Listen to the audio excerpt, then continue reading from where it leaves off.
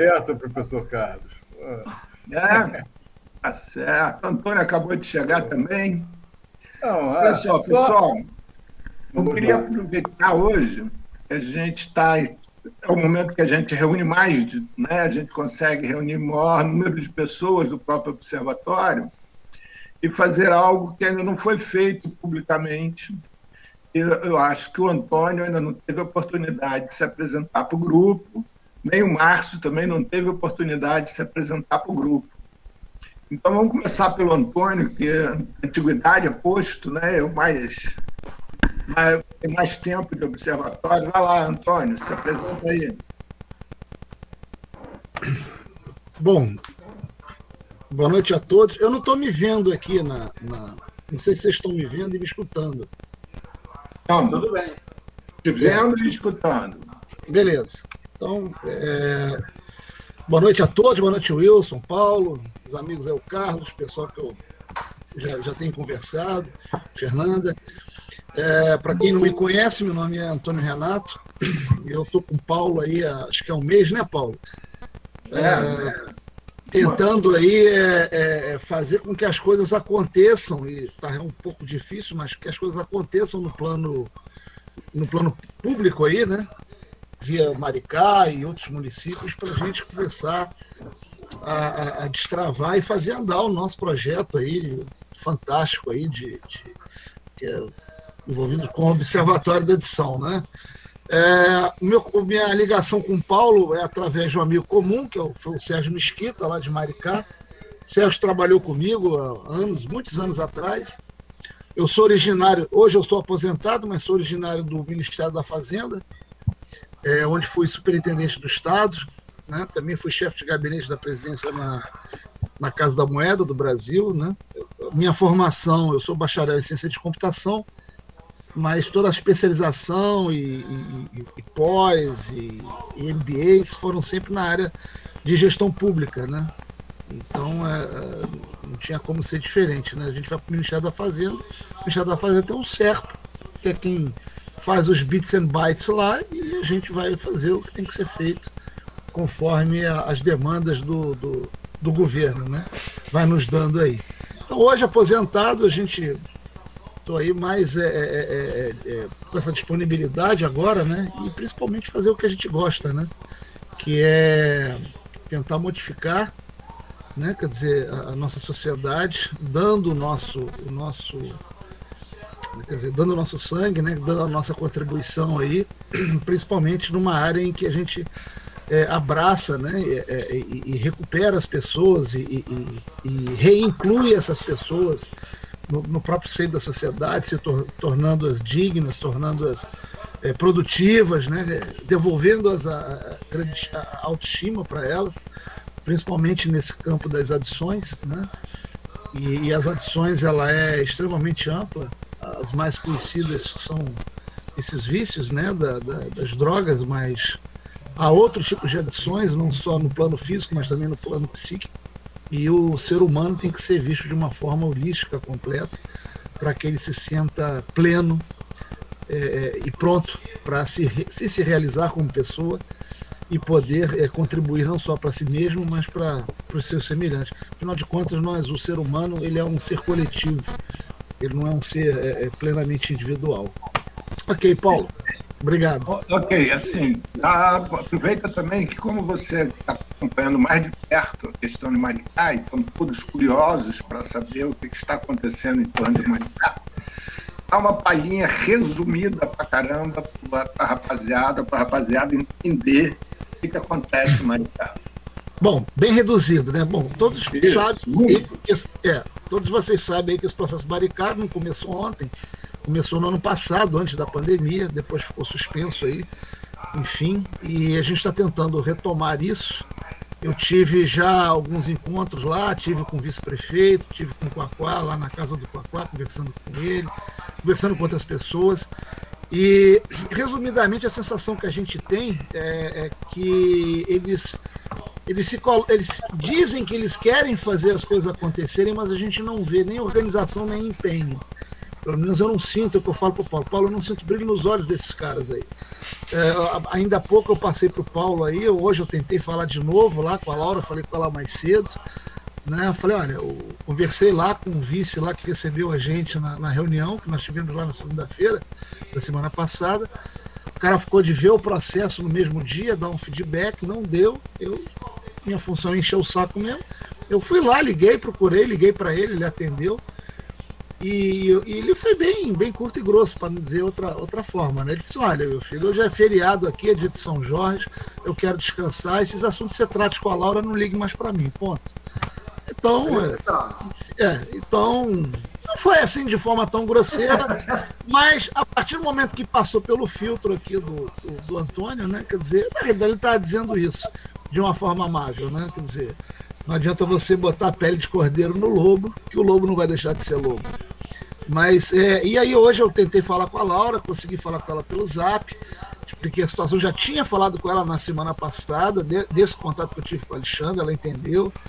E ela falou assim, olha, hoje eu não tive tempo, enfim, não vi esse processo, vou tentar ver esse processo com eles lá e vou tentar te dar um feedback o mais rapidamente possível. Hoje o feedback foi zero, né? Quer dizer, me retornou dizendo que nada tinha sido feito, nada tinha sido andado. Então nós estamos nesse pé e a ideia aí, quer dizer, a gente começar a buscar aí também outros municípios, né?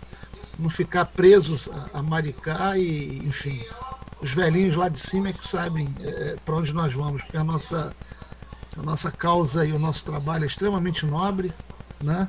E eu tenho certeza que boas coisas estão reservadas para a gente aí. Acaba. Completando as notícias do Antônio, né, a respeito especificamente de Maricá, hoje eu conversei com o Serginho, né, quer dizer, troquei mensagem com o Serginho via Zap, esse secretário que é amigo dele também. E aí, nessas trocas de mensagem, ele falou que amanhã ele ia providenciar algum retorno, né, porque ele ia falar lá com o titular da pasta, que é o Joãozinho, e ver o que o Joãozinho tem a dizer a esse respeito.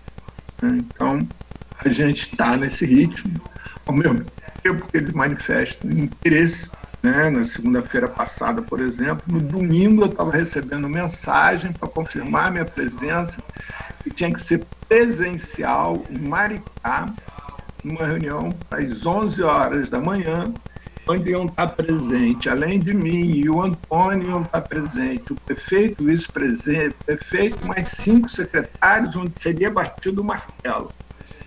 Só apareceu, além da Laura, que foi com a gente, né, como disse o Antônio, só apareceu o vice-secretário de governo. E o cara disse, foi essa conversa que a gente teve com ele, com o Antônio. O cara ficou dar resposta no mesmo dia, no máximo no dia seguinte, me deu inclusive o telefone dele, só que ele não atende telefone, ele não teve ainda esse recado não, né? Falou essa coisa assim, educação com o Antônio. Então, Maricá é isso, infelizmente. Desculpa, Paulo, só complementando, né? Que nós aguardávamos várias pessoas que estavam envolvidas já há vários meses nesse processo e a pessoa que mandam para nos recepcionar lá não tinha a menor ideia do processo. Isso. Ele não sabia da existência do processo. Tanto é que ficou de ver, enfim, só para complementar isso. Desculpe a minha irritação. Não. Você tem toda a razão, eu também estou igual a você. Né? Em contrapartida, assim, continuando atualizações no setor público, eu fui procurado de novo por Niterói, querendo reabrir negociações. Né? E aí ficaram de dar um retorno para a gente conseguir efetivar. Né? Vamos lá. Além de Maricá, que eu não desanimei com Maricá, não, até porque sei que o ritmo deles é esse ritmo maluco de Maricá mesmo. Assim, para completar um pouco, antes de passar a palavra para o Márcio, por favor, vocês, quem não estiver falando, feche a câmera. Aí vai diminuir, vai melhorar a transmissão. Isso. Carlos, você também, Carlos. A câmera. Tá? Então tá bom. Ô, Márcio, Márcio Oi. está com a gente, Diga. substituindo o Gatão, né, que era o nosso diretor de captação de clientes privados. O Gatão saiu, Márcio chegou, né? E aí, Márcio, dá uma rápida fala, se apresenta rapidamente para a galera, assim, bem rápido mesmo, para a gente poder entrar no tema. E aí, uma rápida fala da situação atual para que a gente possa prosseguir. Legal, Paulo. Tudo bem. Em primeiro lugar, eu queria deixar claro a enorme satisfação de estar aqui hoje nessa reunião e de estar aqui no observatório como um todo, porque, para mim, é uma causa absolutamente louvável você poder trabalhar pelo social. Eu começo a minha apresentação pelo fim, endossando completamente tudo que o Antônio falou. É uma causa válida, é uma causa bacana, é uma causa que vale a pena a gente abraçar, e isso vai dar uma satisfação íntima muito grande. Em relação a mim, pessoalmente, eu trabalhei a minha vida inteira, durante 35 anos, em propaganda, nas grandes agências de comunicação. Trabalhei praticamente em todas as maiores agências do Brasil e eu fiz direito, ao contrário do recomendável para se trabalhar em propaganda. Quando eu estava no 4º ano de direito, eu comecei a trabalhar e me fascinei na época pela propaganda e abandonei de uma vez a carreira de direito. Acho que eu fiz bem, não sei. Principalmente vendo tudo o que está acontecendo hoje com o direito e com a justiça, eu tenho a impressão que eu fiz muito bem. Mas é isso, eu trabalhei em propaganda, tenho essa experiência, estou aprendendo muito nas minhas conversas com o Paulo, com o Wilson, tenho me fascinado cada vez mais, cada vez que eu aprendo alguma coisa nova, eu me fascino com esse mundo de marketing social e de trabalhar para gerar benefícios para as pessoas. Isso é extremamente gratificante. Estou muito feliz de estar aqui, agradeço a vocês todos por me receberem. E vamos em frente, porque por mais dificuldade que o Antônio tenha apontado, e com o que eu concordo plenamente, a gente vai acabar superando essas dificuldades todas e vamos acabar conseguindo contribuir com alguma coisa para as pessoas que precisam da gente. Obrigado, Paulo. Um abraço, Márcio. Bem, pessoal, hoje o nosso tema é adição e sustentabilidade, né? É um tema que vem surgindo cada vez com mais força a partir do curso que está sendo feito, né, por 4, quer dizer, eu deveria estar fazendo, mas, para ser sincero, não estou conseguindo acompanhar. Nós temos o Ricardo, o Carlos Eduardo e a Fernanda, que estão fazendo um curso com o FJ Capra. Não sei se todos são íntimos de FJ Capra. O FJ Capra é o grande pai da sustentabilidade. Na década de 70 ainda, ele lançou 2 livros, que são 2 marcos, né? O Tal da Física e o Ponto de Mutação. E aí, ele atualmente dá aula na Universidade de Berkeley, em um curso que nós ganhamos bolsa integral, e lá estamos aprendendo a esse respeito. O que a gente pôde perceber, a partir de todo o pensamento de Capra e de Bruce, é que não tem como a gente pensar num mundo sustentável sem trabalhar a questão da adição. Assim como não tem como pensar na questão da adição sem trabalhar com a questão da sustentabilidade. Simplesmente pelo fato que, se a gente levar em consideração que a adição ela é produzida pela ansiedade, pela angústia, que é despertada em cada um de nós, com a incerteza do nosso futuro e a solidão que vivemos, cada um de nós, né, dentro da sociedade, que são as premissas do trabalho do Bruce, né, e que são todas ratificadas agora nesse período de isolamento social que a gente está vivendo. Todos os índices sociais estão sendo extremamente apontando na mesma direção. Não sei se vocês sabem, falta produtos alcoólicos no mundo inteiro, bebidas alcoólicas no mundo inteiro. Não porque falte o produto, porque falta embalagem, né? Falta alumínio para se fabricar latas de alumínio, falta-se matéria-prima para se fabricar garrafas de vidro, em quantidade suficiente que atenda às demandas, né? Tanto que está sendo lançado agora o chopp embalado em garrafa PET, né, para poder atender exatamente essa questão da falta de embalagem, né? E aí temos vários outros indicadores, como de suicídio, dependências de produtos, de medicamentos, né, seja ansiolíticos e medicamentos para dormir, etc. Índice de suicídios aumentou muito. Então, para você trabalhar a questão da adição, é necessário que você permita ao indivíduo alguma perspectiva de futuro, alguma sustentabilidade social, né? Assim como, por outro lado, né, tendo a sustentabilidade social, como é que você vai promover a sustentabilidade social sem que as pessoas adquirem uma consciência de uma vida sistêmica, né? Ou seja, se eu não pensar que todas as partes desse todo estão interligadas, se eu consumir mais alguma parte, de alguma parte que possa ser reposta, tende um dia se exaurir, acabar, né? Como é que eu vou conseguir oferecer algum tipo de futuro para qualquer um, né, se eu não tenho futuro a ser oferecido? Eu vou dar um exemplo que há pouco tempo uma consultoria que nos foi solicitada e acabei, eu não transmiti isso ao grupo, eu não me lembro se eu transmiti isso ao grupo, mas eu acho que não.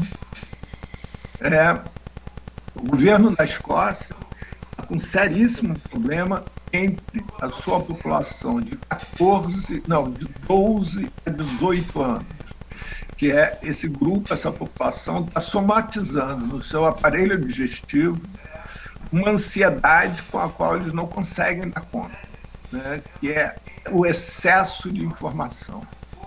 Eles passam, e principalmente com a pandemia, isso aguçou, como a gente falava, né, o dia inteiro de frente do computador, e nessa relação com o computador, eles ficam tendo informações de toda a ordem, só que eles não sabem o que fazer com isso. Como é que eles vão escolher uma profissão, por exemplo, se as profissões, algumas delas, têm um ciclo médio atualmente de 5 anos?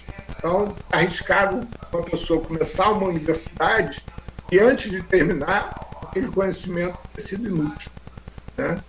Como é que vai acontecer a previsão, principalmente agora a partir da pandemia, né? Se a gente não tiver uma visão holística, como quem falou, Antônio Andrade, como é que a gente vai pensar no mundo onde as pandemias, essa é a primeira de uma sequência já anunciada, né?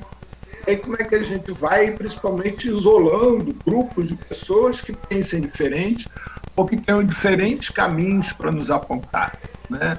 Onde o caminho tem que ser único, o caminho tem que ser exclusivo.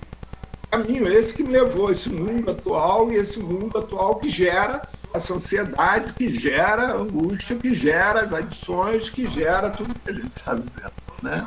Índice cada vez maior de violência doméstica, etc, etc. Então, essa visão que a gente vai cada vez consolidando mais, a partir do momento que junta o conhecimento do Bruce com o conhecimento do Capra e de diversas outras pessoas, como, por exemplo, do Ricardo Moebus, que faz parte do nosso grupo. E eu queria que o Ricardo falasse um pouco, se apresentasse para quem não o conhece, e falasse um pouco do olhar dele diferenciado dessa questão do cuidado do indivíduo dentro de um sistema que ele vive. Vamos lá, Ricardo, a bola está contigo. Olá, pessoal. Boa noite. Boa noite a todos aí. Um prazer estar com vocês. Desculpe aí a luminosidade aqui, não está muito boa. Talvez não fique muito confortável aqui a imagem. Então, eu sou Ricardo Moebus. Só para te esclarecer uma coisa, Ricardo, a tua imagem está perfeita, viu? tem Ah, nenhum problema para gente. Tem o som também. É porque hoje a internet aqui não está muito boa, por isso que eu estou já antecipadamente me desculpando. Então, eu sou Ricardo Moebos, eu sou médico, sou psiquiatra da infância e adolescência, trabalho em CAPs de infância e juventude. Então, vocês podem imaginar que trabalhar com a juventude aproxima muito a gente desse contexto aí do uso nocivo, do abuso de substâncias, entre outras formas de sofrimento mental. E eu também sou professor universitário da Universidade Federal de Ouro Preto. E, paralelamente ou associadamente a essa pesquisa, algumas pesquisas que eu faço no campo da saúde mental, da reforma psiquiátrica, eu faço também uma pesquisa, eu desenvolvo uma pesquisa no campo dos saberes ancestrais e as práticas de cuidado, junto aos povos tradicionais, né? No caso aqui nossos povos indígenas, chamados indígenas. E tento criar pontes, conexões entre estes saberes, né? Então, bom, eu queria conversar um pouquinho com vocês hoje sobre essa perspectiva, né? Já que o observatório é o observatório das adições, né? E que esse termo, adição, é um dos termos que já começa por aí, eu acho, a nossa conversa, né? Esse campo do abuso de substâncias, esse campo do uso nocivo, ele é dividido em várias terminologias, e essas terminologias, elas não significam apenas um detalhe da nomenclatura, não. Essas terminologias, elas carregam uma certa perspectiva do problema e, logicamente, da solução, não é? De onde que se localiza o problema e da onde que se localiza a solução, né? As possíveis soluções, né? Nesse sentido, falando da solução, a primeira perspectiva que eu acho que a gente tem que ter é que, se a gente faz uma pergunta bem genérica, qual é, assim, por que as pessoas usam drogas? Ou por que as pessoas fazem uso nocivo de drogas? Se a gente fizer uma pergunta genérica como essa, uma pergunta que tenta dar uma resposta para uma infinidade de situações muito distintas, muito diferentes, muito singulares, qualquer resposta que a gente conseguir construir para essa pergunta, qualquer resposta, por mais ampla que ela seja, por mais holística que ela seja, por mais vinculada ao paradigma da sustentabilidade ou a qualquer outro paradigma, ou ainda que ela tente cotejar assim, uma pluralidade epistêmica com vários paradigmas, de qualquer maneira, se a gente construir essa resposta geral para uma pergunta generalista, a gente vai errar. A gente vai construir uma resposta que ela não é correta para o conjunto de situações que a gente vai encontrar diante de nós, em cada desafio, em cada circunstância. Então, acho que o primeiro cuidado que é preciso ter nessa visão sistêmica é que seja esse paradigma da visão sistêmica, seja um esforço de fazer uma leitura que é plural, multiepistemológica. Mesmo assim, qualquer resposta geral, as pessoas usam drogas ou abusam de drogas por causa de X, por causa de Y, por causa de crise econômica, por causa de sofrimento, por causa de uma sociedade perversa, por causa do capitalismo, por causa da busca pelo prazer, por causa do hedonismo, né, que é esse prazer sem limite, ou qualquer outra resposta, por questões, por questão de obsessor espiritual, qualquer resposta que seja dada no campo da biologia, isso é genético, deve ser algum gene aí recessivo que se manifesta. Qualquer resposta no campo da biologia, no campo da bioquímica, no campo da neuroquímica, no campo da psicologia, no campo da psicanálise, no campo da sociologia, no campo da economia, qualquer uma dessas respostas, ela é equivocada quando ela tenta responder a uma diversidade infinita de situações. Quando ela tenta ser a resposta para todas as circunstâncias e particularidades e singularidades de cada vida, não é? Que é essa coisa um pouco que o Bruce estava trazendo para a gente na primeira aula dele, né? Ele dizendo, olha, o primeiro contexto que eu quis trazer é nas pesquisas, nas produções, nas publicações dele, é que a situação do usuário de drogas não é um degenerado, não é um promíscuo, não é um morto-vivo, não é um viciado, é uma vida.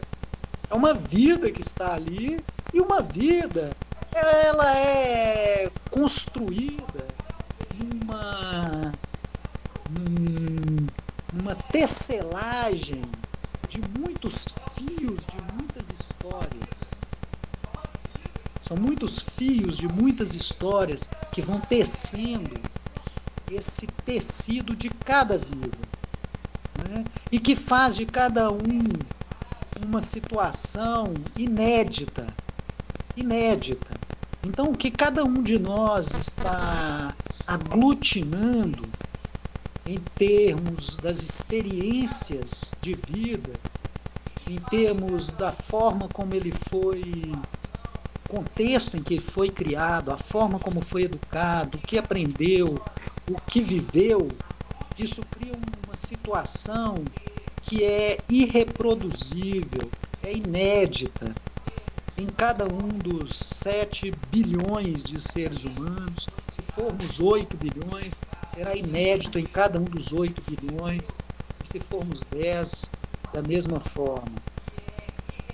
Isso significa uma situação em que a gente tem que trabalhar e tem que operar em primeiro plano com uma abordagem que coloque, acima de tudo, conhecer essa vida.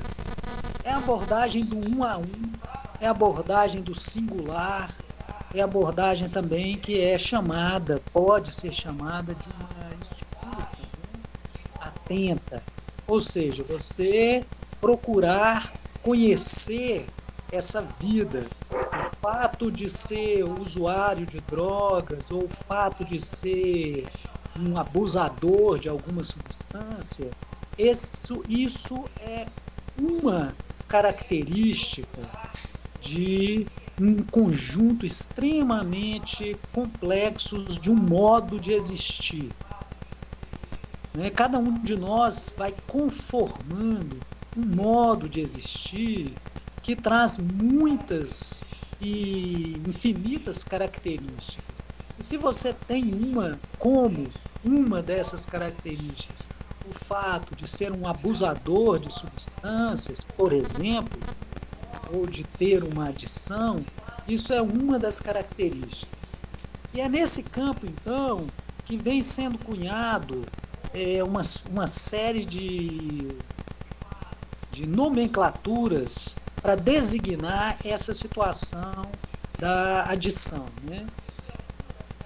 Uma dessas nomenclaturas que está, digamos assim, mais em evidência, que vem se tornando uma nomenclatura hegemônica, é a nomenclatura da dependência química. Vocês já ouviram falar de dependência química? Isso é super...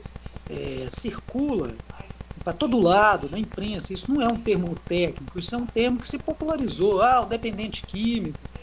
Manda para internar, é um dependente químico, manda para uma comunidade terapêutica, manda para o hospital. O problema da dependência química. Quem ouviu falar disso, esse é um termo mais proeminente nesse momento histórico para designar essa vivência, não é?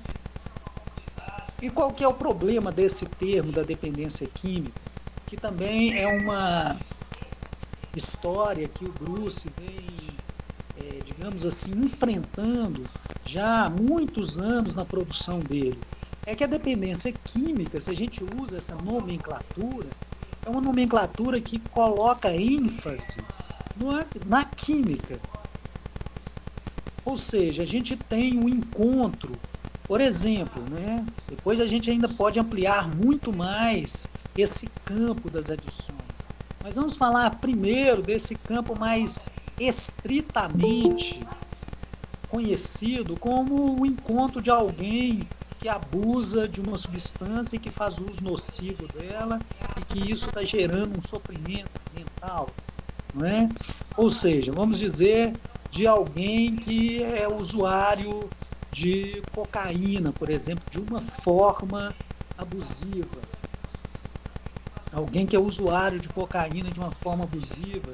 Isso vai, se a gente trabalha nessa perspectiva da dependência química, a gente está dizendo, de certa forma, mesmo que você não tenha, digamos assim, uma percepção de onde vem esse termo, a partir do momento que você adota essa terminologia, você está se filiando, você está seguindo uma certa linhagem que vai entender o problema como um problema químico, um problema bioquímico, um problema neuroquímico e um problema que ele é, digamos assim, fundamentalmente construído a partir de uma experiência química, que é uma experiência entre uma substância química, algum alcaloide que existe no pó da cocaína, que ao entrar em contato com o seu cérebro cria um transtorno mental, que aí você começa a ficar viciado naquela história e tal.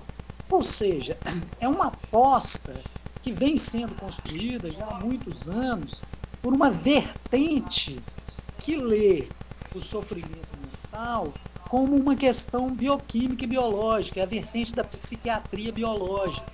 Assim, olha, se você tem depressão, isso é algum problema neuroquímico. Se você é viciado em cocaína, isso é algum problema neuroquímico. Se você é esquizofrênico, isso é algum problema bioquímico. E etc, etc, etc. Então faz essa leitura das várias formas de sofrimento mental como questões bioquímicas. A resposta fica sendo essa, e está incluído aí a questão ou o problema do uso abusivo de substâncias. Então passou a ser chamado de dependência química. Dependência química. Ou seja, você tem dois elementos aí. Você tem uma pessoa, você tem uma substância. Uma pessoa X, João, e você tem uma substância Y, que é a cocaína. E aí você diz, olha, se esse encontro entre João e a cocaína foi um encontro nocivo, foi um encontro que criou problema, foi um encontro que criou adoecimento, isso é uma questão vinculada fortemente ao segundo elemento dessa equação, que é a cocaína. Então você coloca a culpa na substância, entendeu? O problema é a cocaína é perigosíssima. Como o Bruce estava dizendo aí na sua segunda aula, né? E ele é de uma geração em que a maconha já foi considerada uma substância perigosíssima. uma substância, né, da maior periculosidade, uma substância capaz de capturar a sua mente e roubar a sua alma. E dentro de um período de uma geração, agora, isso eu estou só recordando aqui a aula que o Bruce nos deu, gentilmente, em que ele falava que agora, na pandemia, o governo do Canadá, uma das substâncias que eles recomendam é o uso da cannabis medicinal para lidar com a situação da pandemia, entendeu? Não é para tratar o coronavírus, não. É para lidar com a situação do isolamento, do afastamento social, não é? E toda essa situação de tensionamento que a gente vem vivendo.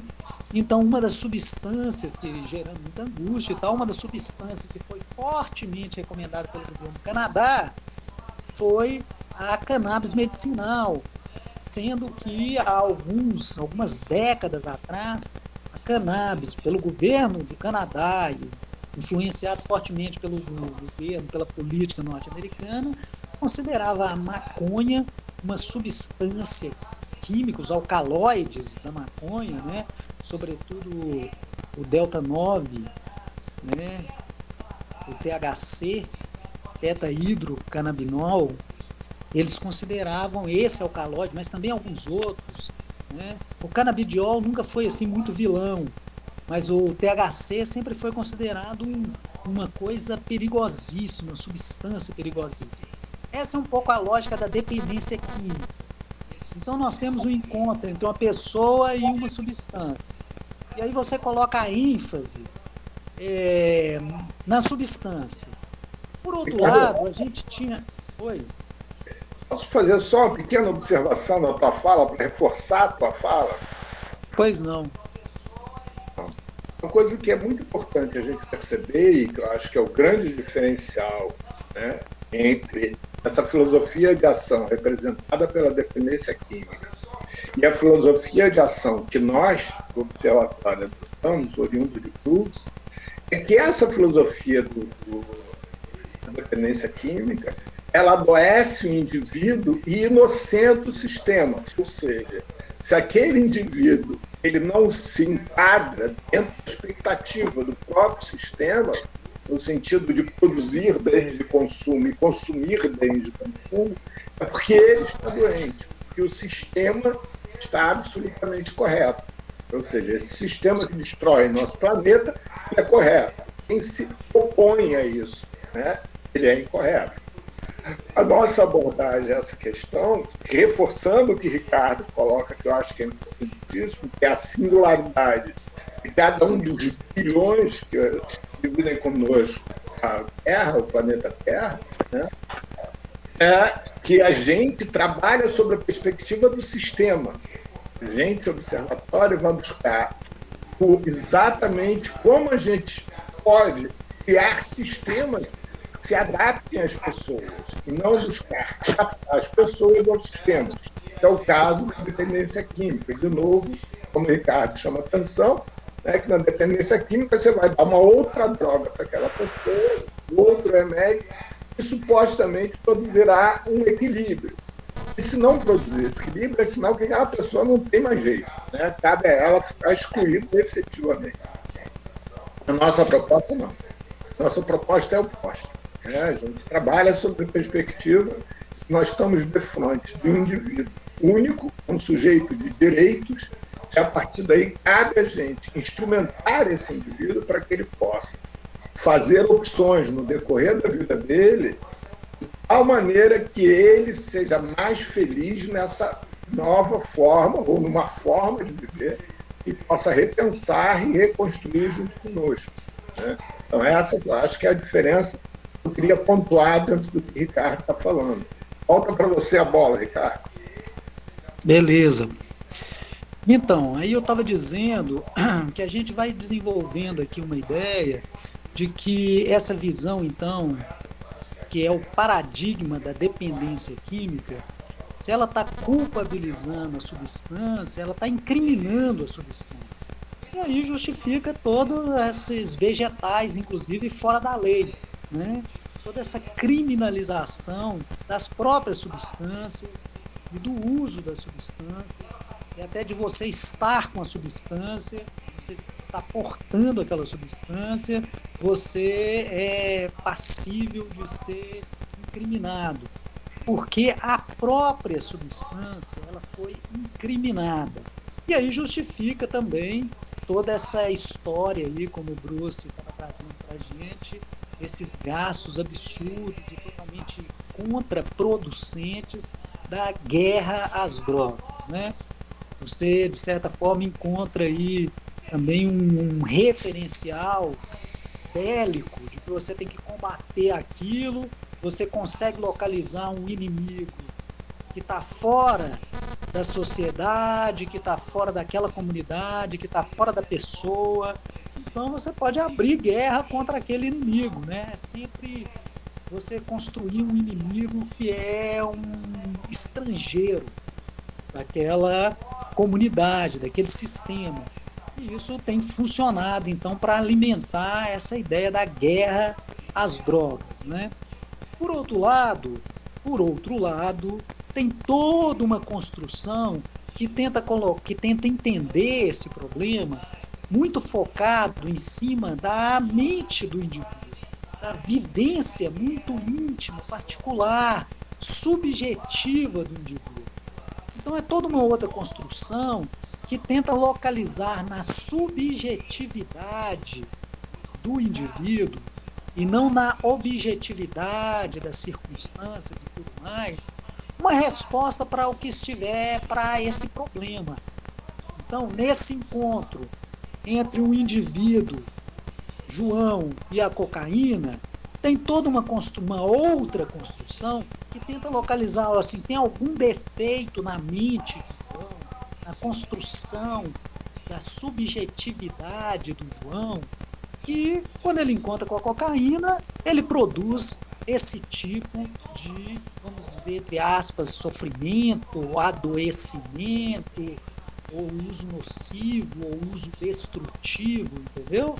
Então tenta achar essa resposta dentro da subjetividade do João.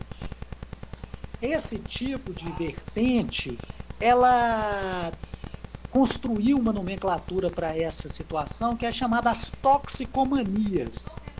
As toxicomanias, talvez vocês já ouviram falar, o cara é toxicômano, isso é um problema de toxicomania. É uma linguagem um pouco mais antiga, antes da dependência química se tornar esse termo hegemônico.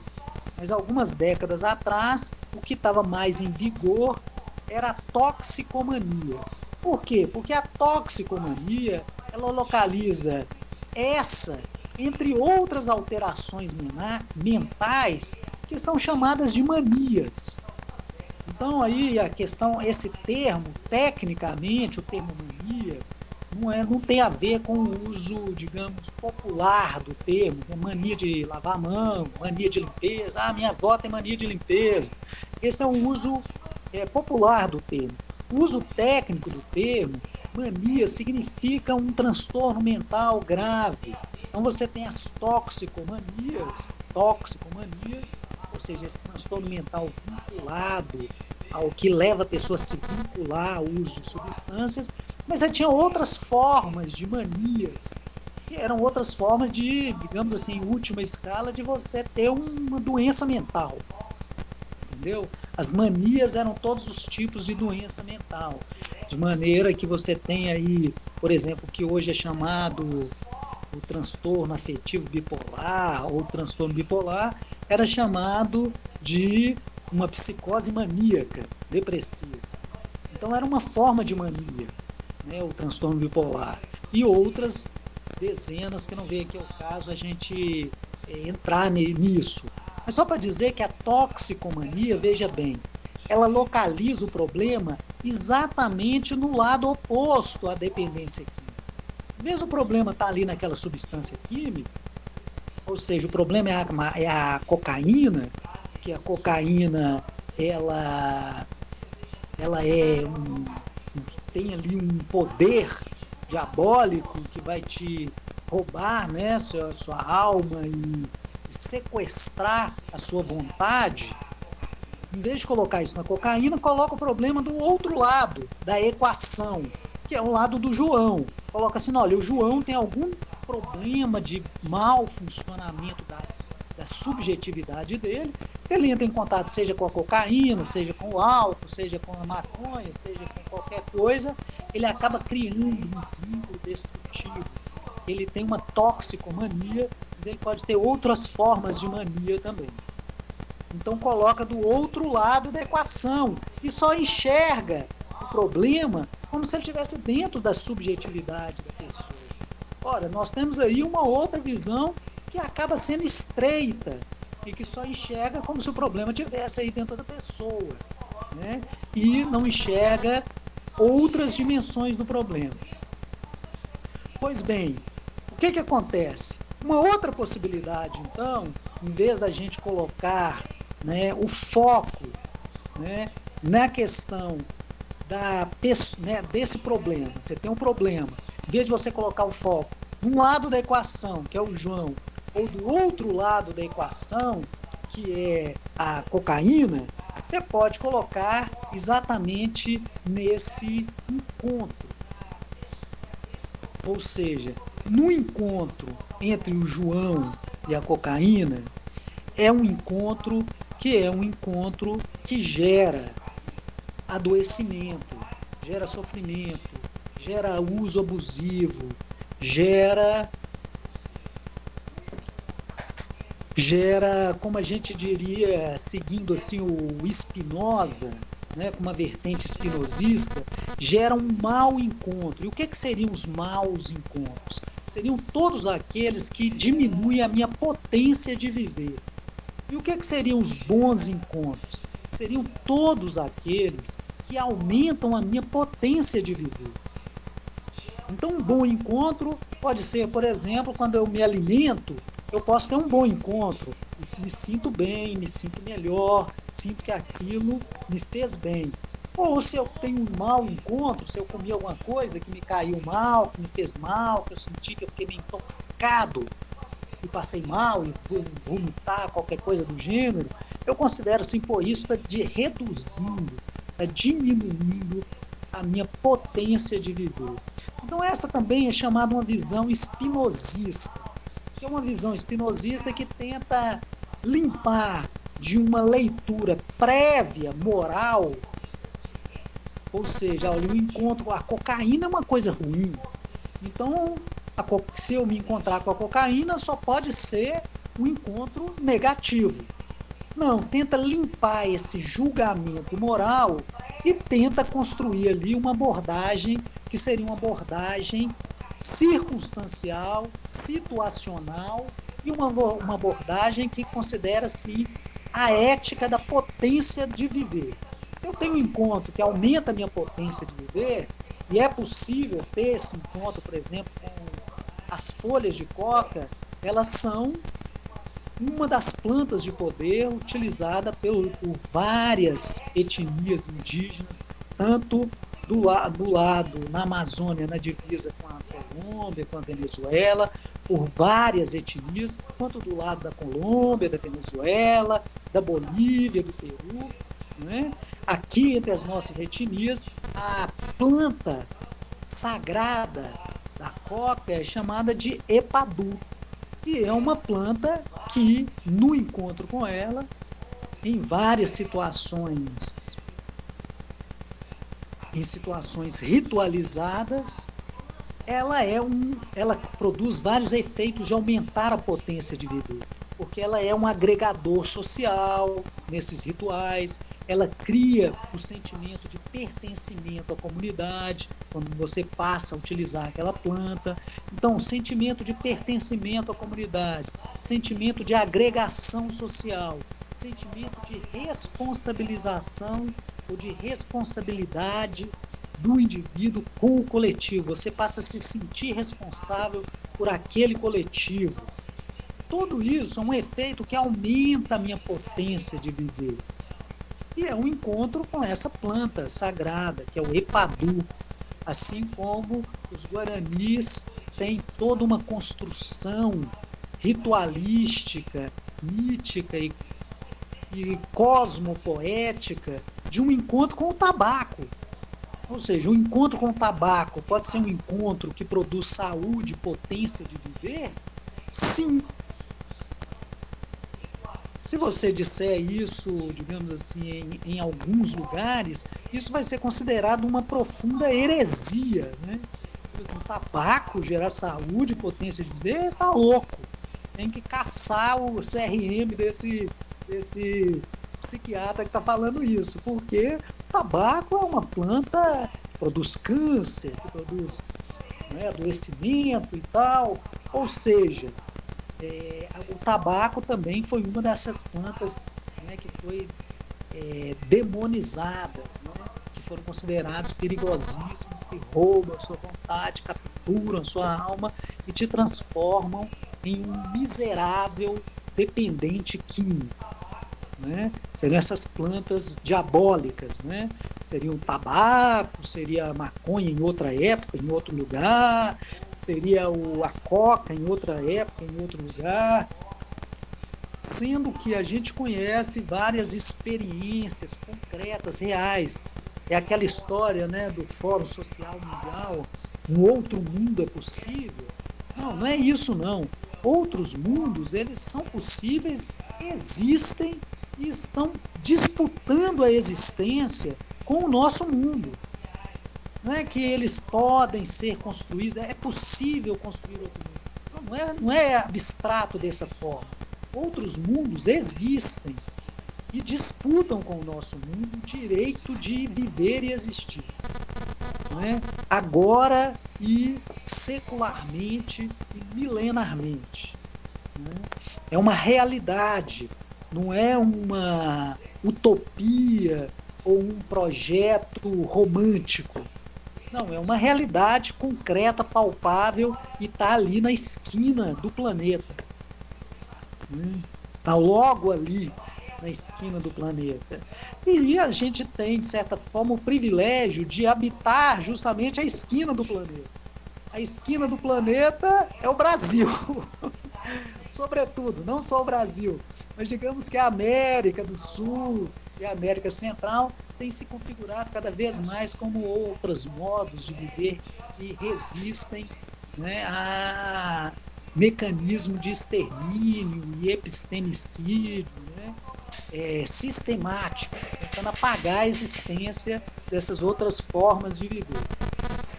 Só para dizer para vocês que é possível, né, falar algo tão absurdo e herético como que o tabaco pode produzir um encontro que produz saúde e produz um aumento da potência de viver. Olha, esse tipo de abordagem que a gente poderia considerar de uma forma mais genérica, uma abordagem espinosista, é o que vem sendo, o que pode ser, digamos assim, descrito, abordado como esse tema das adições, né? Porque a adição coloca justamente na perspectiva de um encontro, é uma adição entre, entendeu? A adição é a equação. Imagine uma equação matemática, você tem A e B, e você tem um mais, A mais B, né? João mais cocaína. A adição é o encontro, é a equação, é a modulação da equação. Por isso esse termo tem essa conotação mais, digamos assim, abrangente, porque quando a gente pensa nesse encontro, então, se você não tenta buscar essa resposta exclusivamente na subjetividade do João e nem tenta demonizar a substância, tem alguma coisa ali, algum segredo naquela química que é capaz de roubar a sua mente, se você não vê as coisas dessa forma, você fala assim, olha, tá no encontro. Olha, o encontro é algo bem mais complexo, porque o encontro inclui João e toda a sua história. O encontro inclui a cocaína e toda a sua trajetória, porque uma coisa é encontrar com a folha de coca, uma coisa é encontrar com a planta sagrada, Epadu, outra coisa é você encontrar com uma mercadoria, que é um pino de coca, de cocaína. É totalmente diferente. Então tem toda a trajetória daquela substância sendo transformada em uma mercadoria. Uma coisa é você encontrar com a planta do tabaco, uma coisa é você encontrar com o petenguá, que é o uso consagrado do tabaco pelos guaranis. Outra coisa é você encontrar com um maço de cigarro que foi tecnicamente desenhado para ser para funcionar nesse sistema de que ele dura tantos segundos, de que tem 20 cigarros em cada cartela, para criar um vínculo e um elo. Então tem toda a trajetória daquela substância, e não só a trajetória química, mas a trajetória social, da construção social daquela substância, entendeu? Tem tudo isso do lado da Coca, tem tudo isso do lado do João, que é toda a trajetória de vida dele, as oportunidades que ele teve e que ele não teve, as chances, encontros, e maus e bons encontros que ele teve, o que aumentou a potência de vida dele, o que diminuiu a potência de vida dele, se ele pode estudar ou não, se ele pode trabalhar ou não, que tipo de trabalho que foi ofertado, que tipo de reconhecimento social que ele encontrou pela sua cor, pelo seu sexo, pela sua opção sexual, pela sua formação profissional, que tipo de preconceito e de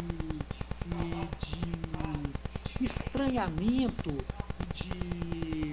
vamos dizer assim, que tipo de redução, de submissão social que é construída a partir daquela experiência dele, que ele traz, todas aquelas marcas que ele traz, entendeu?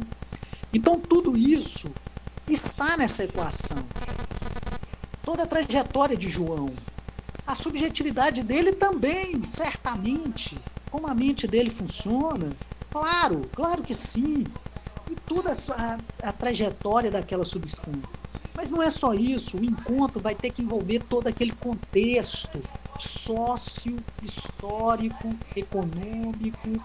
Todo esse contexto está inserido nessa equação, nessa soma, nessa adição. Por que o contexto? Olha, o João e a cocaína, se eles se encontram aqui em Belfort Roxo, é uma coisa. João e a cocaína, se eles se encontram em Amsterdã, é outra coisa. João e a cocaína, se eles se encontram agora, em 2001, tem um resultado, mas se eles tivessem se encontrado em 1970, seria outro resultado. Então tem todo o contexto histórico, social e econômico nessa equação.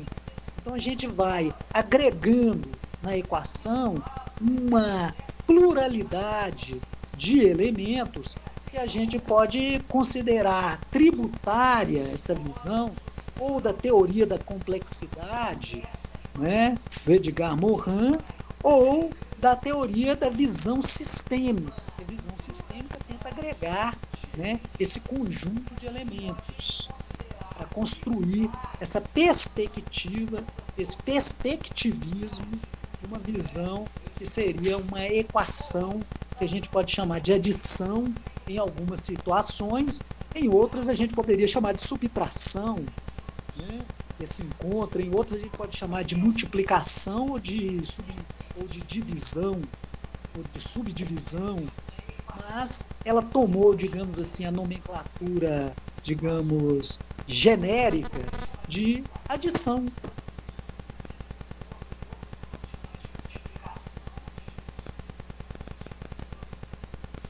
Ok, Ricardo. Primeiro, quero te agradecer muito a sua fala, né? Eu acho que ela agregou muito até no que a gente tem a pensar, e abrir para comentários e perguntas do restante do grupo, né? É um bom momento para a gente buscar reflexão junto com o Ricardo, todo esse ele traz para a gente, e aí poder ir buscando reflexões aqui dentro do grupo. Alguém tem alguma coisa a falar que queira colocar?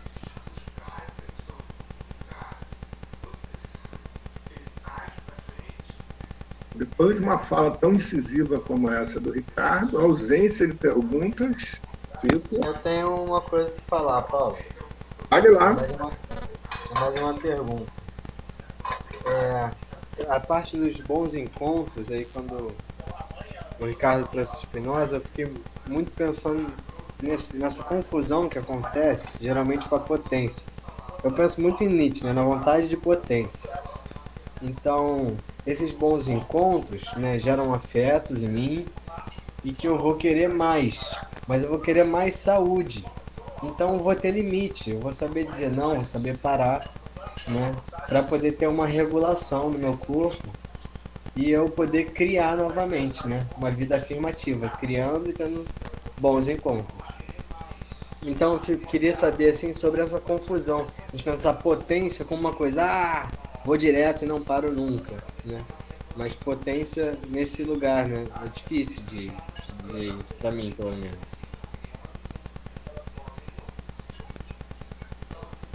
Deu para entender a pergunta, Ricardo? Deu para entender, sim, Hugo. Eu acho que é muito interessante essa sua pergunta, porque caminha exatamente por aí. Essa vertente aí que começa com Spinoza, né, no século XVII, ela continua exatamente com o Nietzsche. O Nietzsche ele dá uma sequência nessa ideia desses bons e maus encontros. Quando a gente fala da potência, não é essa potência assim, porque eu posso cada vez mais. Não, é a potência de viver, ou seja, o que aumenta a minha capacidade de exercer a minha potencialidade. Eu tenho muitas potencialidades nessa vida. Elas podem ser, digamos assim, subtraídas ou estimuladas, cultivadas ou sequestradas, né, dependendo dos encontros que eu tenho. Por exemplo, quando a gente fala de perdas de anos de vida, a gente está falando da perda dessa potência, porque eu nasci com uma potência para viver 80 anos. Agora, na pandemia, a gente está observando aí, não só por causa da pandemia, né, mas a gente sabe de todas essas circunstâncias aí, políticas, a gente está tendo uma perda na potência de viver do brasileiro, que se reflete na idade, na expectativa de vida média. Ou seja, o brasileiro ele tinha uma expectativa de vida, que é tipo assim, se não houver maus encontros que atropelem a sua vida, você vai viver até os 70, por exemplo, enquanto no Japão é até os 90, e assim por diante. E agora, quando a gente tem uma redução na expectativa de vida, o que isso significa? Significa aquela potência, aquela capacidade que a gente teria para desenrolar a vida na sua extensividade, porque um dos elementos da vida é a extensividade. Poxa, eu podia ter uma expectativa de vida de 78 anos, agora eu tenho de 74. Isso significa que a potência de viver nesse país diminuiu.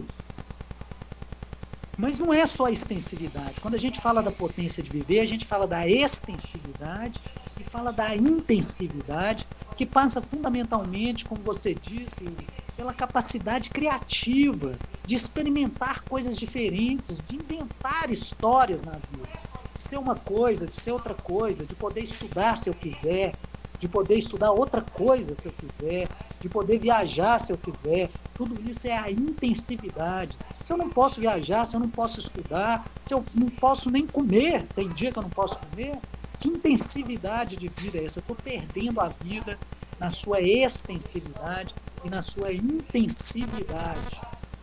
Esses dois aspectos, que também é chamado o aspecto quantitativo e o aspecto qualitativo. Isso é que é a potência de viver. É nesse sentido, não é no sentido de assim, que eu sou poder cada vez mais, ser poderoso. Outra pergunta, Ricardo, Eu posso Boa noite. dizer, Ricardo. Vamos começar pelo Wilson, vai lá depois. Wilson, vai, mete bronca. não vai, Regina? Deixa a Regina aí. Tá. Gente, assim, eu praticamente estou iniciando nesses assuntos todos, como observatório, não conheço muita coisa, vocês estão, assim, anos de luz à minha frente sobre isso tudo. Mas eu tenho algo, assim, meio que prático, né? A gente tem muito estudo, muita coisa para fazer. Eu acho que tem que talvez até desconstruir muita coisa para poder começar a construir algo melhor. Mas fica uma coisa assim, me martelando a cabeça. E, inclusive, eu conheço, né, pessoas que têm filhos que estão nesse problema, que a gente hoje ainda está, né, nessa teoria antiga aí, que foi muito bem colocada, que se fala muito mesmo que é um problema social, que é uma dependência química. E aí você vê o problema acontecendo, você tem ideia, né, disso tudo, que existem outras formas de se tratar, mas praticamente o que a gente tem hoje? Então, a minha pergunta é, como lidar com isso tudo? Sabendo que o problema está ali, está premente, e as soluções não são boas e precisam ser solucionadas, entendeu? Eu acho que é essa a pergunta. Entendi. Antes do Ricardo, 2 minutos só, Ricardo, só uma pequena observação para Ricardo depois poder entrar. Primeiro, eu queria chamar a atenção da gente que o observatório em si, ele não se propõe tratar ou gerar tratamentos para indivíduos. Nós nos propomos a trabalhar e fazer consultorias para o poder público, para estimularmos a implantação de políticas públicas, né? Isso, obviamente, para que faça algum sentido, levando em consideração os recursos e a cultura local das distintas populações que residam naquele município, né? Mas o Ricardo é a melhor pessoa para responder a tua pergunta efetivamente, Regina. Vamos lá, Ricardo. Bom, não acho que eu seja a melhor pessoa, não, e nem tenho uma resposta, Regina, porque eu acho que a sua colocação é uma colocação que é a angústia de todos nós, não é? Puxa vida, mas o que a gente pode fazer para essa coisa avançar um pouquinho, né? Já que a gente está vendo que o negócio tá legal, né? E por outro lado, a gente trazer aqui que, assim, vem sendo feito, tem muita gente tentando avançar nessa direção de uma abordagem que seja mais respeitosa, mais que considere toda essa dimensão que a gente está trazendo aqui. E um dos elementos dessa disputa vem sendo a reforma psiquiátrica, né, no Brasil. Então, eu acho que muitos aqui já ouviram falar da reforma psiquiátrica e de um movimento social chamado a luta antimanicomial e de um outro grande movimento que é chamado o movimento dos redutores de danos. O que é isso? Essa política de redução de danos, essa política da reforma psiquiátrica, essa outra política da reforma sanitária, essa política da reforma sanitária que vem desde a implantação do SUS, né, do Sistema Único de Saúde. Poxa, o que é isso? E essa história toda aí, que são décadas que vem sendo construída no Brasil, e agora tem uns 5 anos para cá, que vem sendo desconstruído, né? Uns 3, 4 anos para cá, de 2016 para cá, vem sendo desconstruído, né? O que é isso? Que situação é essa? Não é? Olha, isso é justamente uma disputa que tenta considerar, primeiro, a saúde como um direito, a saúde como uma construção social. Mas não é só uma construção social, não, gente. A saúde como uma construção civilizatória. Tipo assim, se a gente não tiver uma saúde que respeite todo mundo como uma pessoa que tem direito à saúde, a gente não vive uma civilização, a gente vive uma barbárie. Né? Que quem pode tem acesso, quem não pode morra à míngua. Né? Então isso é uma disputa mesmo de um projeto societário mais amplo, de um projeto até civilizatório, e que vem se manifestando de muitas formas por muitos movimentos sociais, que envolvem, por exemplo, a reforma sanitária, a reforma psiquiátrica e a redução de danos, só para dizer alguns. O que é a reforma psiquiátrica e a redução de danos, especificamente mais próximo aí dessa situação da problemática das adições. É justamente dizer que, olha, vamos tentar construir modos de tratamento que considerem a pessoa como um cidadão de direitos, e não que bota a pessoa ali internada dentro de um hospício, internada dentro de um manicômio, porque ela tem problema mental, então que fique lá internada. E ainda fazer disso, né, que é o outro lado dessa história, ainda fazendo disso uma indústria que rende, uma indústria do parque manicomial, que muita gente ganha dinheiro com isso, internando as pessoas. O que a gente vive agora nesse retrocesso? As políticas todas de redução de danos estão sendo desconstruídas, estão sendo desestimuladas, estão sendo desfinanciadas. Mas o Brasil tem uma trajetória muito interessante de construir políticas públicas avançadas e depois desconstruir. A gente tem esse dom de construir e desconstruir as políticas, né? Lamentavelmente. Então, o que está sendo agora? O que está sendo dado ênfase agora? Dependência química, comunidade terapêutica, leva as pessoas para internar. Tira a pessoa da vida dela, afasta a pessoa do contexto dela, do convívio dela, do que é, da forma como ela vive, e coloca ela dentro de uma perspectiva o quê? Segregacionista. Essas pessoas, elas não podem viver entre nós, então vamos colocar ela no antigo leprosário, né? Essa é a mesma ideia que na Idade Média tinha que isolar os leprosos, porque senão eles iam contaminar o resto das pessoas. Então é melhor que eles fiquem isolados nos leprosários. Depois foram substituídos pelos manicômios, e agora foram substituídos pelas comunidades terapêuticas, que vem proliferando. Tira a pessoa, coloca ela lá e fica lá 9 meses, involuntariamente, muitas vezes, né? Tem muitas situações de comunidades involuntárias, e isso é considerado o quê, então? Isso tem sido considerado uma prática manicomial. Manicomial quer dizer o quê? Que não respeita a pessoa como indivíduo, que acha que quem tem sofrimento mental não é cidadão, que quem tem sofrimento mental não é capaz de pensar igual a gente pensa, que é capaz de ter as suas escolhas igual nós temos. Ele é um sub-cidadão que tem que ser isolado para proteger, inclusive, a sociedade, e não só o cidadão, e não só o subcidadão, né, que ele nem é considerado como tendo os mesmos direitos. Então, tem todo um movimento assim, que muita coisa avançou, outro tanto retrocedeu. Então, envolve toda uma série assim, de avanços e retrocessos, e que isso, gente, é claro que isso nunca caminha assim solto, fora do contexto histórico e social e político. Claro, histórico, social e político.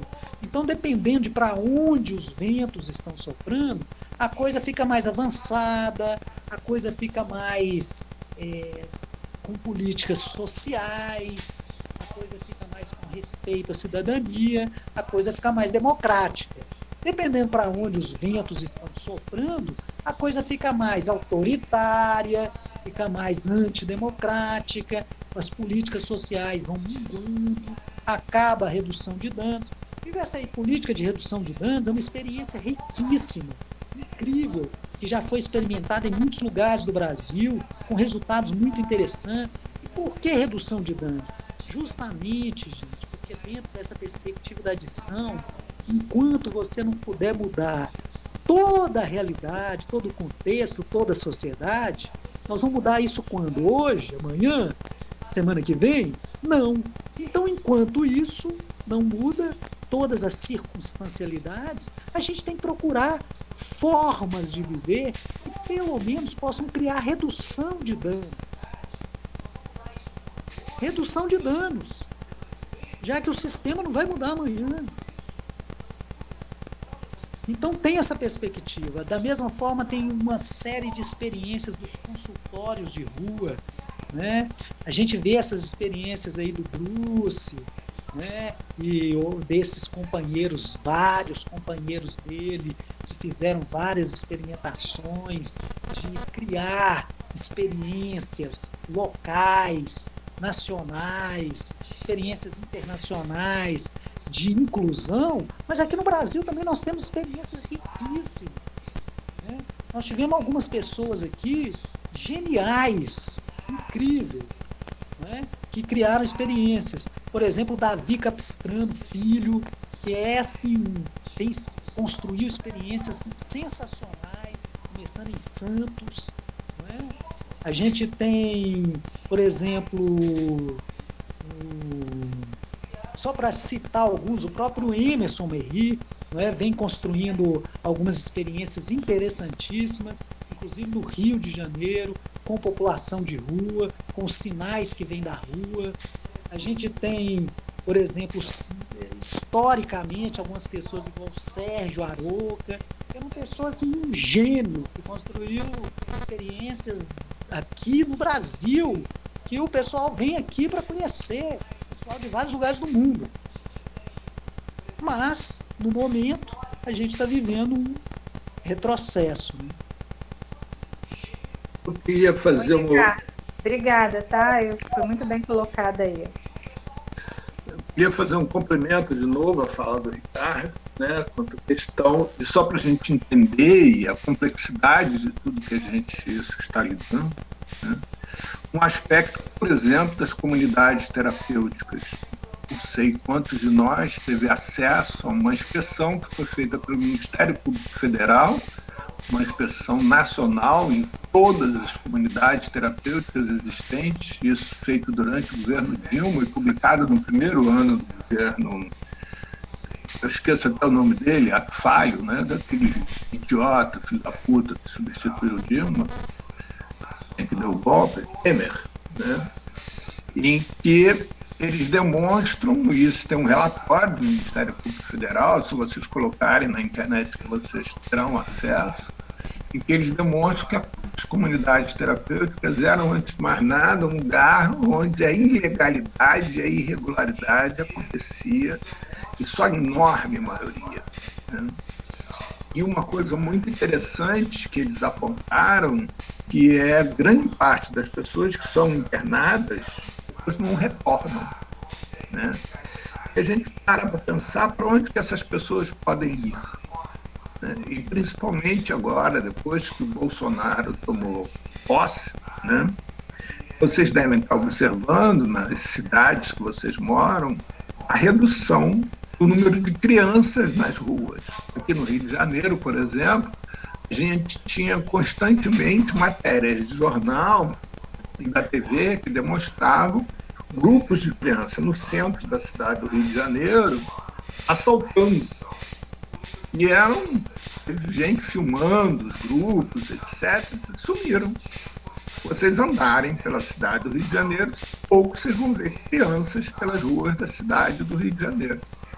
Historicamente, se vocês acompanharem as estatísticas, vocês vão ver que quanto maior a crise econômica, maior a população de rua de 12 a 18 anos.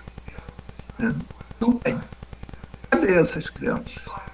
Então, paralelo a isso, se vocês acompanharam, nos últimos anos, o tráfico humano, que era, há 3 anos atrás, a terceira maior atividade ilegal rentável na face da Terra, de acordo com o PNUD, da ONU, né, passou a segunda atividade mais bem remunerada na face da Terra. Só perde para o tráfico de armas mais drogas, né, porque eles se juntam nas estatísticas exatamente para encobrir o tráfico de armas, né, porque o tráfico de drogas é muito pequeno dentro desse total. E aí vocês vão ver que é exatamente o tráfico humano. E vocês vão descobrir que uma das matérias-primas mais valorizadas são crianças brasileiras de 12 a 16 anos. Por motivos diversos, eu não vou citá-los todos aqui, porque são extremamente tristes pensarmos nisso. E aí vocês podem parar para pensar. Hoje, por exemplo, nós temos o maior número de escravos na face da Terra de quando há a escravidão era legal no planeta, né? Então, vou repetir para vocês. Hoje nós temos um número de escravos trabalhando sistematicamente maior na Terra do que quando a escravidão era legalizada, né? E onde estão essas pessoas? O que fazem essas pessoas? Atividades diversas. A principal delas é a produção de riqueza, seja através de escravos sexuais, seja através de venda de órgãos para transplantes, diversas. Então, assim, Bolsonaro, no primeiro ano de governo dele, ele aprovou uma lei que permite que crianças de 12 a 16 anos possam ser capturadas na rua, levadas para internação compulsória, independente da vontade dos pais. É inconstitucional. Mas ele conseguiu aprovar isso. E daí, coincidentemente, você não encontra mais crianças dessa idade pelas ruas das grandes cidades, né? Então, isso tudo é para a gente pensar, tá, do que o observatório tem a cumprir como objetivo social, né? Esse objetivo social, ele não é só no sentido de receber aqueles que de nós possam pedir socorro, né? Possam pedir ajuda, para nós possam pedir ajuda, mas é também de desqualificar determinado tipo de informação que embasam, né, na sociedade, que inclusive a ciência reafirma a questão, por exemplo, da dependência química, e a partir daí justifica, com essa dependência química, a internação compulsória do indivíduo para que ele possa se livrar da dependência química.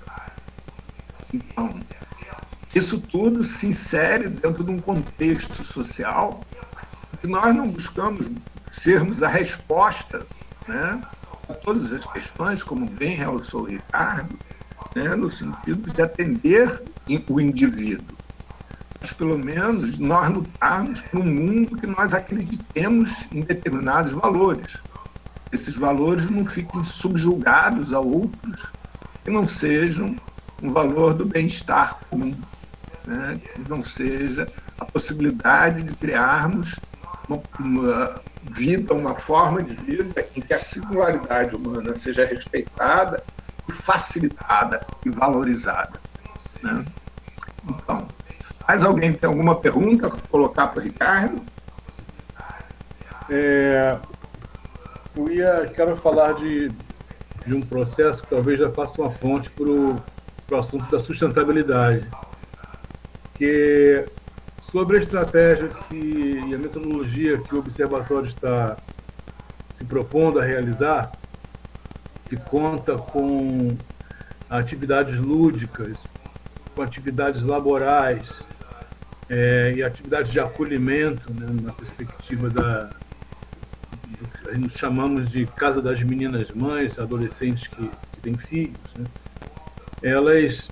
Elas se encontram justamente numa perspectiva, Ricardo, desse lugar de escuta, a partir de um fazer, de uma vivência, né, de um lugar onde a pessoa possa depor a respeito de suas experiências, da sua narrativa pessoal, de tudo aquilo que foi ressaltado a respeito do que o sujeito traz, da sua história. Em contato com uma abordagem, por nossa parte, de acolhimento, na perspectiva de entender esse sujeito e gerar nesses ambientes, né, uma condição de ele, por ali, trafegar e começar a discutir, né, a sua participação social. Tudo isso, claro que a partir da vontade e o desejo dele de participar. Nesse enredo, né, as abordagens que foram colocadas aqui por você, é claro que a gente identifica a que mais que se adequa, né, que é a que a gente escolhe, né?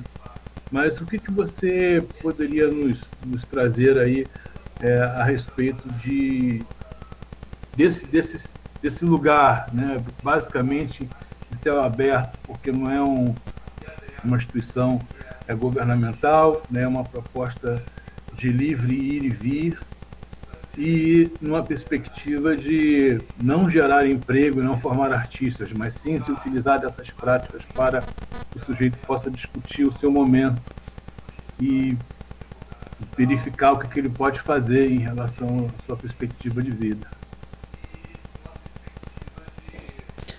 Entendi, Wilson.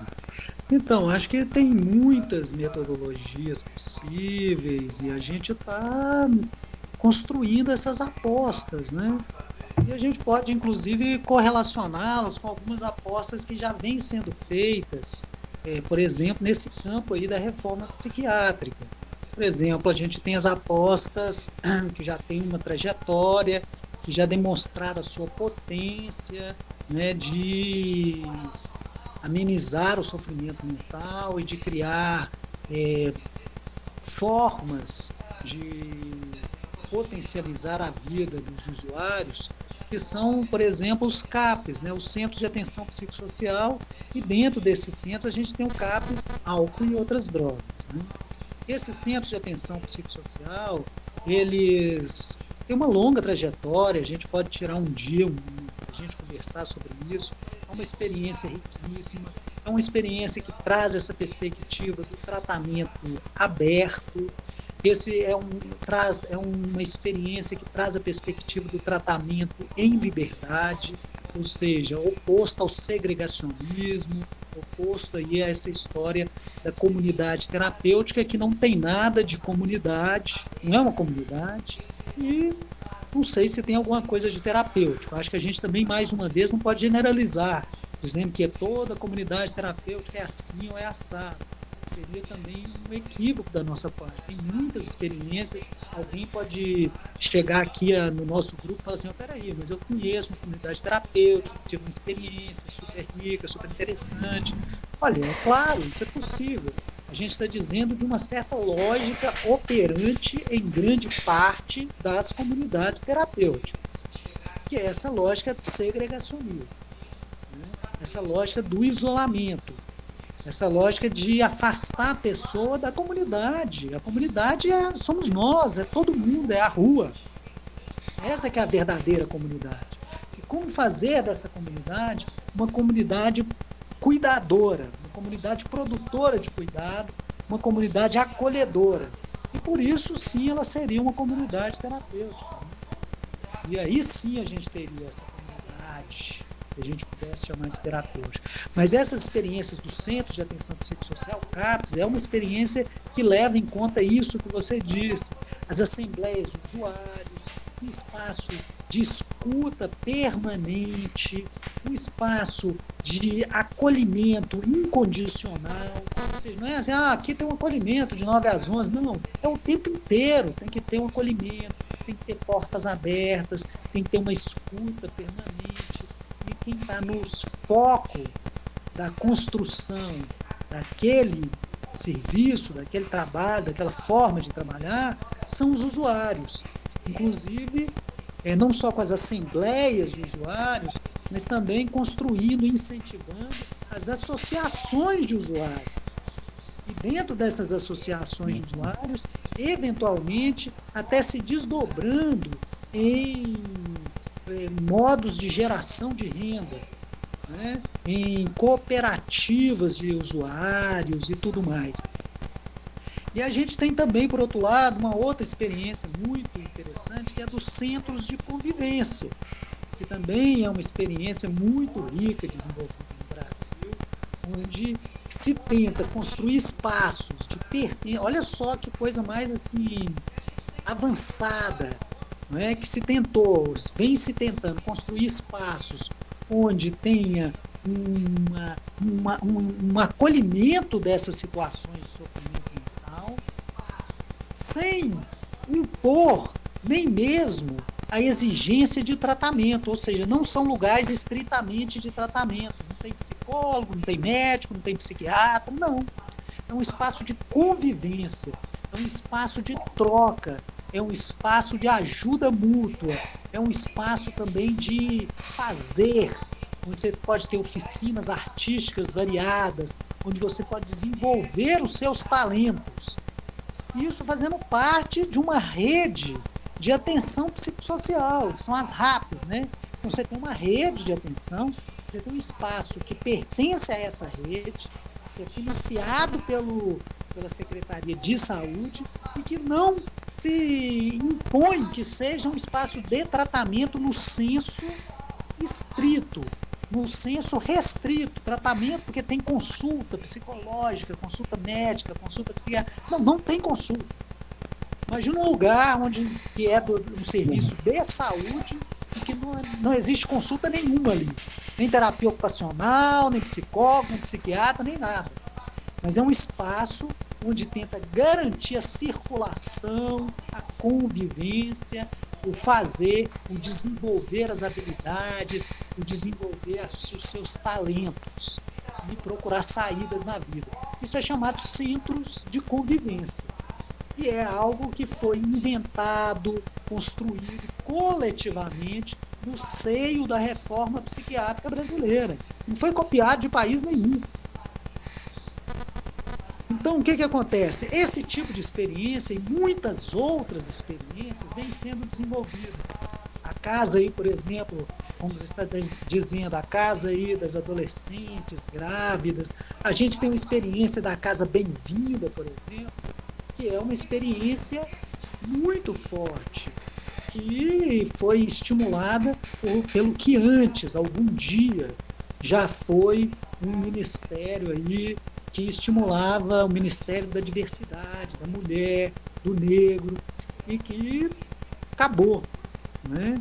E que dentro dessas políticas específicas, né, de compensação e reparação para populações que são mais expostas à violência, uma dessas populações são as mulheres, principalmente as mulheres negras, pobres, adolescentes, grávidas. Imagina, você é mulher nesse país, ser uma mulher negra, pobre, adolescente, uma mulher negra, pobre, adolescente, fora da escola e grávida.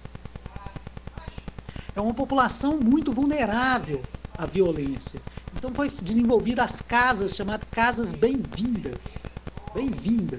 É uma experiência muito interessante. Assim como outras que você está dizendo aí, que está dentro dessa perspectiva de fazeres e lúdicos e também de desenvolvimento de talentos e potências e capacidades. Eu acho que a gente pode experimentar muita coisa. E lembrando que muitas outras coisas já vêm sendo experimentadas aqui onde o Brasil já foi um dia um espaço muito criativo na área da saúde pública, da saúde mental pública. Obrigado, Ricardo. Vamos lá, próxima pergunta.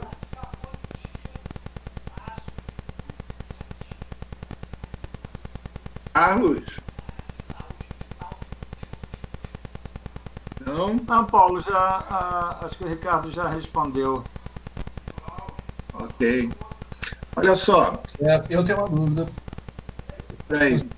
Rodrigo, você quer colocar? Então coloca.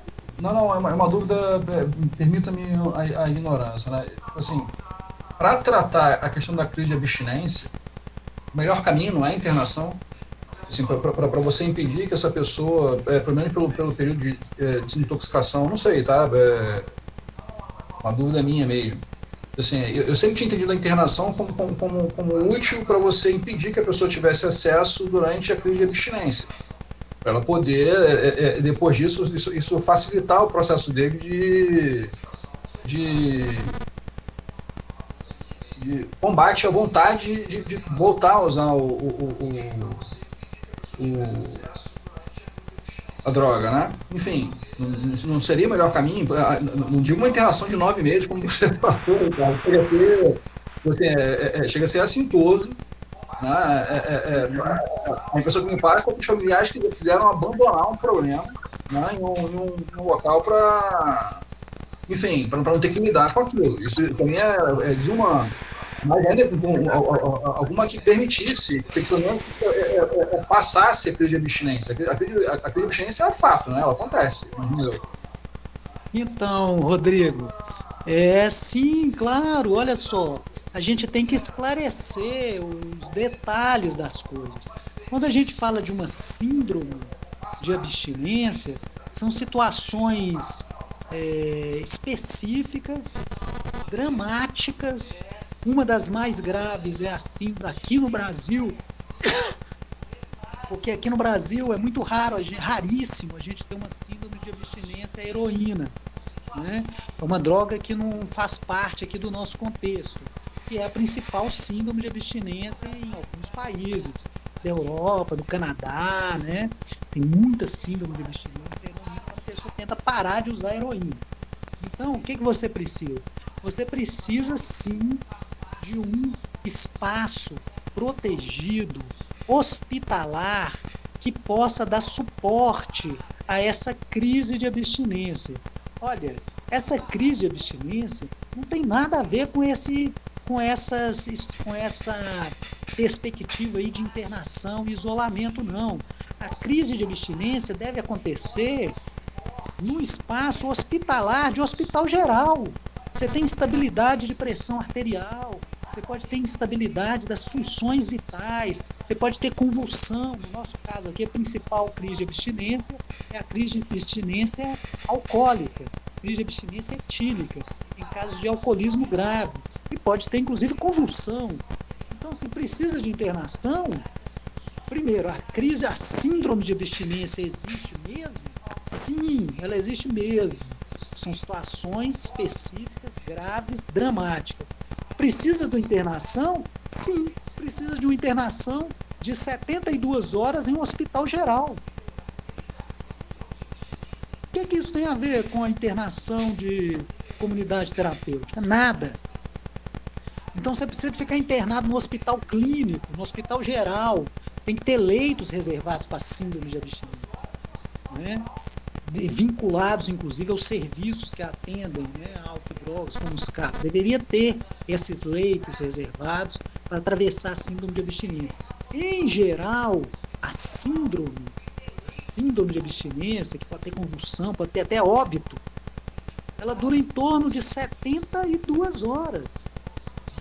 3 dias, 4 dias, isso é uma média, né? Então, estou dizendo assim, 3 dias, 4 dias, 5 dias. Aí a gente tem leitos que são chamados de leito crise, que são leitos que são ocupados de 3 a 7 dias, e você tem leitos que são chamados, por outro lado, pode ser que a coisa complica um pouco mais, né? Então você tem esses leitos que são leito crise, né? Ou você tem leitos de internações breves, que vai até 14 dias, em casos raríssimos que a coisa se complicou.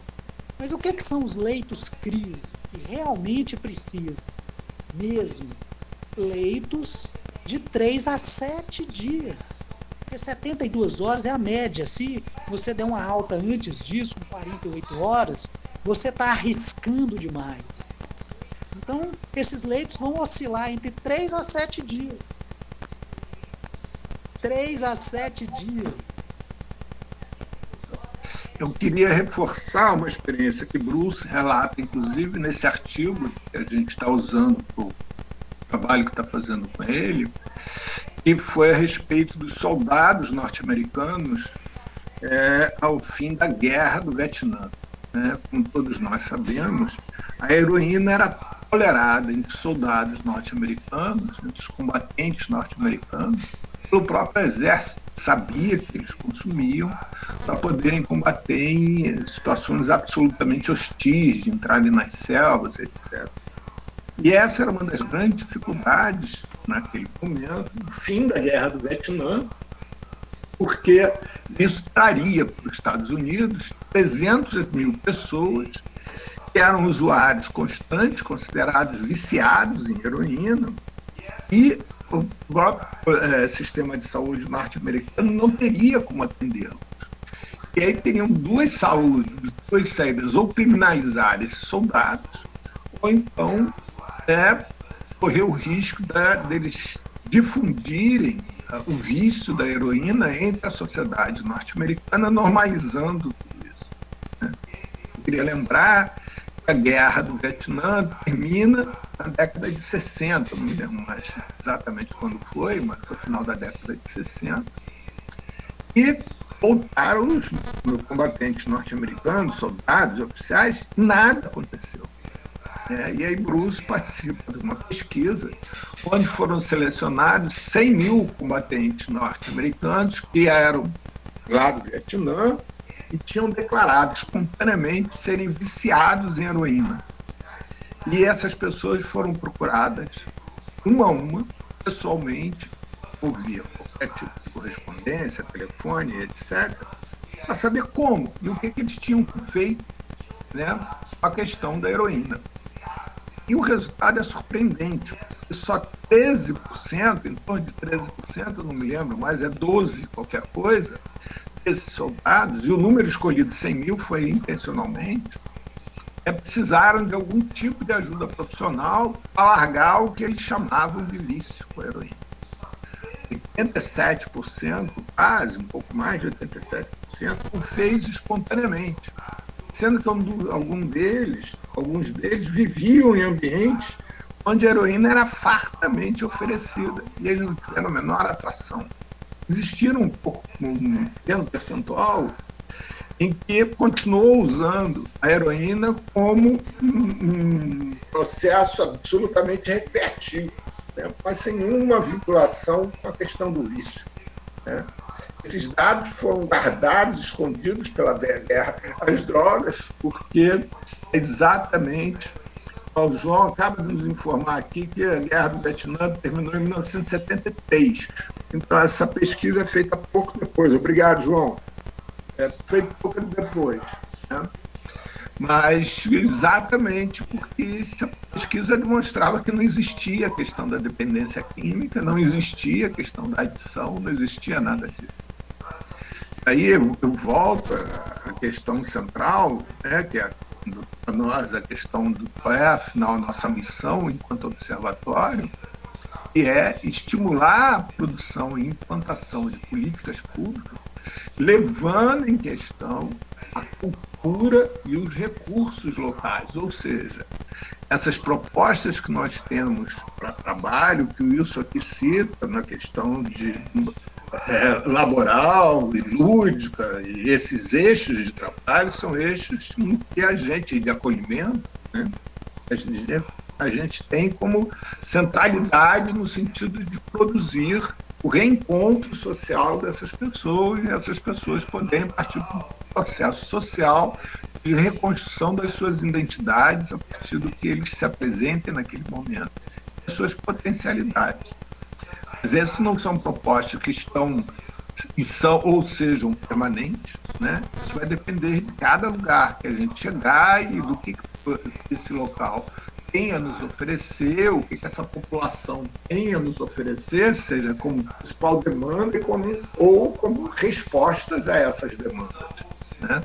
É a partir daí que iniciamos nosso trabalho, a partir de uma pesquisa participativa, onde o pesquisado é o próprio pesquisador, né? E isso é um muito longo papo. Gente, infelizmente, quando a coisa é boa, ela passa rápido, né? E nós estamos terminando esse dia de debate com o Ricardo. Eu queria propor, na segunda-feira que vem, em vez da gente voltar ao nosso rotina, ser um dia de debate sobre a questão de Maricá, a gente continuar nesse processo que eu achei extremamente rico, e agora com a possibilidade do Carlos Eduardo e da Regina falarem um pouco sobre suas diferentes experiências que estão tendo nesse processo de trabalho lá com o CAPA, né? E como eles veem isso na possibilidade de inserção no observatório. Fernanda. Isso, Fernanda, desculpa. E de enriquecimento de todo esse nosso processo de reflexão, de implantação, de criação, de tudo isso, né? Eu tenho a Letícia também, Paulo, né, que também atua nessa área. Não, mas até aqui, vamos concentrar um pouco dentro desse processo que estão vivendo com o CAPRA, que é alguma coisa externa da gente, né?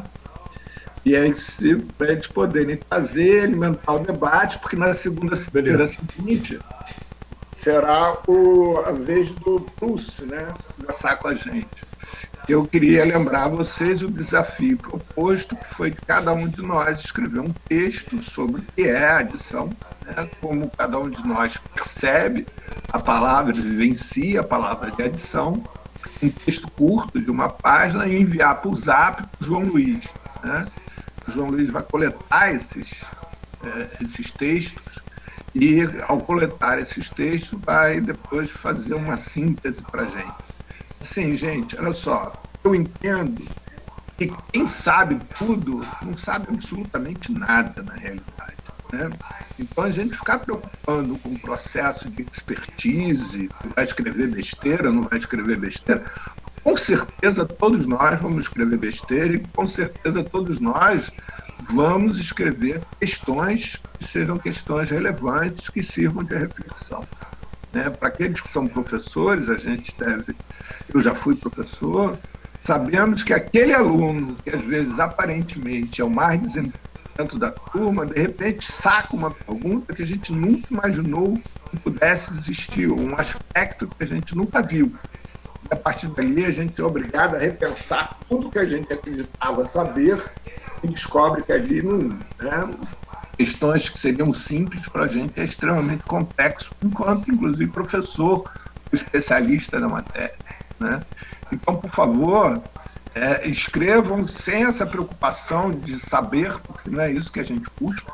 Né? O que a gente está buscando aqui é transformar a vivência de cada um de nós, que é a vivência no sentido amplo da palavra, né? No sentido de sabedoria, de construção de fazer e etc., em um conhecimento coletivo. Né? Lembrando que nós somos, todos nós, elos de uma mesma corrente, e que a corrente sempre arrebenta no elo mais fraco. Quanto, gente? Né? Não adianta um de nós ficar escondido, achando que ele é o elo mais fraco, se tornar o elo mais fraco, porque é com ele que essa corrente vai arrebentar. E a gente coloca em risco todo o nosso processo. Vamos lá, a gente está junto para isso, né? Para poder acolher um ao outro, para a gente praticar aquilo que a gente já pegou, que é para ser exercido no mundo. E a gente poder exercer com coragem entre nós, até para que isso possa ir caminhando dentro da gente também, no sentido de poder acolher um ao outro e ser acolhido por um e outro. Né? Alguém tem alguma coisa, alguma fala para fechar isso? Hoje, alguém quer fechar? Você, Ricardo, qualquer outra pessoa? Eu só quero agradecer, muito obrigado a todos aí por esse ambiente que a gente tem construído de debate. Boa noite. Alguém outro tem alguma coisa a colocar, alguma coisa a falar? Vocês concordam com a minha proposta? Alguém tem alguma proposta diferente a fazer? Não? Então tá ok. Então a gente termina por aqui, né? Ficamos a nos encontrarmos de novo, segunda-feira que vem, com o mesmo tema, adição e sustentabilidade, onde teremos como expositores o Carlos Eduardo e Fernanda, quer dizer, não expositores, mas fomentadores do debate. Ok? Eu também me proponho a estar aqui presente, alimentando o debate. O João Luiz faz um pedido aqui, por favor, não enviarem os textos que vocês vão construir para ele por WhatsApp. Enviarem para um e-mail que ele vai postar lá depois no grupo da gente do Zap, porque não adianta eu ler esse texto agora, o e-mail dele agora, que eu vou imaginar, não, é fácil. O jlima@observatoriodasadicões, né, .com.br. Então, jlima@observatoriodasadicões.com.br. Mas o João vai postar lá no Zap do grupo geral, quem tiver alguma dúvida, pega lá. Ok? Pessoal, forte abraço, muito obrigado por tudo, até segunda. Obrigado, Ricardo. Obrigado, Frick. Obrigado, Paulo. Obrigado, Ricardo. Eu que agradeço. Obrigado a todos aí. Boa noite.